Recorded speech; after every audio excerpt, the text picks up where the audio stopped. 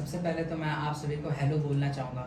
मेरा नाम प्रांजल सिंह है एंड मेरा मार्क्स नीट 2023 एग्ज़ाम में 705 मार्क्स आउट ऑफ 720 रहा है एंड मेरी ऑल इंडिया रैंक 150 रही है with general EWS category rank 7। So now अब मैं अपने ड्रीम कॉलेज एम्स दिल्ली में जा रहा हूँ एंड उसमें physics Vishal sir and chemistry Vipul sir and biology Umesh sir का बहुत ही बड़ा रोल रहा है। जब भी मैं फिज़िक्स के क्वेश्चन सॉल्व करता था एंड मुझे प्रॉब्लम आती थी तो सर 24/7 आवर्स मेरे लिए अवेलेबल रहते थे एंड केमिस्ट्री के लिए सर विशाल सर ने विपुल सर ने एक एक कॉन्सेप्ट मेरे क्लियर किए हैं एंड उमेश सर ने बायोलॉजी में तो मतलब ऑन द टिप करा दिया था मेरे को कि बेटा एनसीईआरटी तो तुम्हें ऑन द टिप होनी ही चाहिए। तो मेरा फोकस टुवर्ड्स दी एनसीईआरटी बहुत ही बड़ा है विपुल सर एंड उमेश सर ने। तो फिर उसके बाद सर से मैंने फ़िज़िक्स की एनसीईआरटी के बारे में भी डिस्कस किया कि सर क्या फ़िज़िक्स की एनसीईआरटी करनी चाहिए। तो उन्होंने कहा कि बेटा फर्स्ट तुम्हारा न्यूमेरिकल प्रेफरेंस होना चाहिए, देन उसके बाद तुम एनसीईआरटी पे मूव कर सकते हो। If you are getting 165 and 170 marks out of 180 continuously then you can go on NCERT 2 for the physics, but this is not too much helpful. You can get just 1 to 2 questions from the NCERT that तुम्हें sir के modules वगैरह से ना मिल पाएगा और sir के notes वगैरह के बाहर सिर्फ ऐसा कुछ ही क्वेश्चन होने के चांसेस हैं। अदरवाइज़ तो मेरे हिसाब से तो 100% सर के नोट्स से ही रहते हैं। एंड मैं आप लोगों को यही कहना चाहूँगा कि मैंने देखा है बच्चे बर्डन बहुत लेते हैं। उनका रहता है कि मतलब कितना बड़ा सिलेबस है, इसको हम कैसे कंप्लीट करेंगे। तो मेरा मानना है कि हमें डेली छोटे छोटे टारगेट्स बनाने चाहिए। अपना डेली बनाइए। अगर आपको डेली टारगेट भी बड़ा लग रहा है तो आप 4-4 घंटे का बनाइए। एक दिन को दो पार्ट्स में बांट सकते हैं, बट आपके ऊपर टारगेट छोटा दिखना चाहिए आपको। एंड आप अगर डेली टारगेट्स अपने कंप्लीट कर पा रहे हैं तो इसका मतलब आप राइट पाथ में हैं। आपको इधर उधर की कोई भी बातें सोचने की ज़रूरत नहीं है। एंड जो सर लोग सजेस्ट करें that will be the best option for you, because sir लोग बहुत ही एक्सपीरियंस्ड होते हैं एंड वो ऐसे पता नहीं कितने बच्चों के साथ उनकी मीटिंग रहती है जिनके कारण उनको बहुत ही ज़्यादा एक्सपीरियंस होता है। एंड आपकी कंडीशन में आप कैसे हो, कैसा आपका माइंड सेट चल रहा है उस समय, उनसे बेटर आपके बारे में कोई नहीं जान सकता है। तो सर लोग जो कहें वो आपका फर्स्ट प्रायोरिटी ही होना चाहिए। एंड मैं आपसे यही कहूँगा कि बच्चे लास्ट में बहुत ज़्यादा प्रेशराइज्ड होने लगते हैं, तो मैं यही कहूँगा कि आप एटलीस्ट 1 टीचर के कनेक्शन में ज़रूर रहें। कि मतलब उस समय आप मतलब अपनी छोटी सी छोटी बात भी टीचर से शेयर करेंगे तो वो भी आपको बहुत ज़्यादा फ़ायदा करेगी, क्योंकि आपको पूरा कंट्रोल रखने का काम टीचर करता है। आपके अगर आपकी मेहनत 100% होती है तो उसकी मेहनत 200% होती है। वो आपसे ज़्यादा आपके ड्रीम्स के लिए मेहनत करते हैं। सो मैं आपसे यही कहूँगा कि made IIT coaching Bareilly is the best coaching I ever thought about.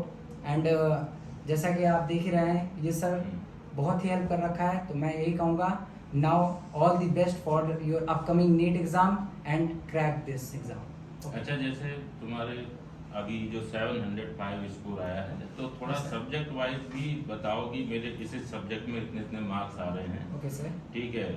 और जो सवाल तुम्हारा गलत हुआ, ठीक है, तो थोड़ा ये भी टिप दो कि कैसे जो बच्चा इसको देख रहा है वो जैसे तुम्हारे 15 नंबर कट गए, वो क्यों कटे, तो कैसे कोई बच्चा है तो पूरे 720 में 720 भी लाने का प्रयास कर सकता है। बिल्कुल सर। उसके बारे में थोड़ी बात बताओ। एक्चुअली मैं आपको अपने सब्जेक्ट वाइज मार्क्स बताता हूँ। मेरे फिजिक्स में 175 आउट ऑफ 180 रहे एंड केमिस्ट्री में 175 आउट ऑफ 180 रहे एंड बायोलॉजी में 355 आउट ऑफ 360 रहे। फिजिक्स की अगर मैं बात करूँ तो एक्सरे वाला एक क्वेश्चन था जिसका आंसर 1/v गया था और मैंने 1/√v लगा दिया था। तो वो वाला क्वेश्चन एक्चुअली काफ़ी मतलब अच्छे बच्चों का भी मैंने देखा है गलत होता हुआ देखा मैंने। तो उसमें प्रॉब्लम क्या थी कि वो वाला जो पार्ट होता है उसके बारे में क्लैरिटी नहीं होती एंड हर मतलब कोचिंग उसको क्लियर नहीं करती, बिकॉज वो बहुत सालों से उस पार्ट से क्वेश्चन आए ही नहीं थे पार्ट से आए भी नहीं है और एक्सरे एक तरीके से सिलेबस से एक्सक्लूडेड माना जाता था। हाँ। तो उस पर अच्छे से फोकस नहीं कर पाए थे। तो मतलब थोड़ा सा उसके बारे में पढ़ा था लेकिन उसके जब क्वेश्चंस आप प्रैक्टिस करते हैं तो ही आपके फिजिक्स ग्रिप में आती है। तो क्वेश्चन प्रैक्टिस में मेरी लैकिंग रह गई उस पार्ट से।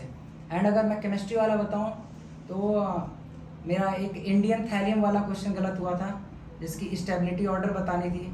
मैंने थैलियम वाला आंसर किया बट मैंने इंडियम लगा दिया था। हालांकि मेरे अकॉर्डिंग तो दोनों सही है, टीचर का भी कहना है कि दोनों सही है और डेटा के भी अकॉर्डिंग, बट एनटीए ने मोस्ट अपना अप्रोप्रिएट आंसर दिया। तो ये क्वेश्चन मेरा गलत हो गया। एंड बायो में एक क्वेश्चन था जिसमें स्टेटमेंट 1 एंड स्टेटमेंट 2 वाला क्वेश्चन था जूलॉजी पार्ट में। उसमें इलेक्ट्रोस्टैटिक प्रेसिपिटेटर से आयनाइजिंग रेडिएशंस रिमूव होती हैं नहीं रिमूव होती, ये वाला स्टेटमेंट के कारण मेरा गलत हो गया।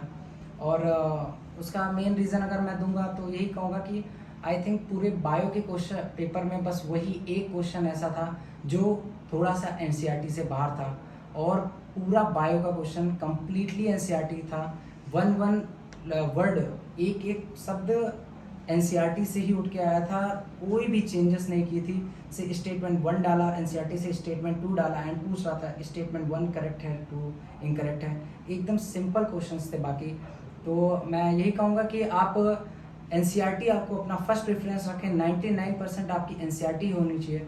बाकी आप 1% इधर उधर भी अपना मतलब ध्यान रखें, जैसे आप अगर आप 720 आउट ऑफ 20 स्कोर करना चाहते हैं सर, एंड आपकी प्रैक्टिस मोर देन एनफ होनी चाहिए। उसके लिए तो हमें थोड़ा सा जो एनसीईआरटी है तो उसके अलावा भी चीजें जानी ही पड़ेगी, बिकॉज वो आपका कॉन्फिडेंस भी अप रखती है।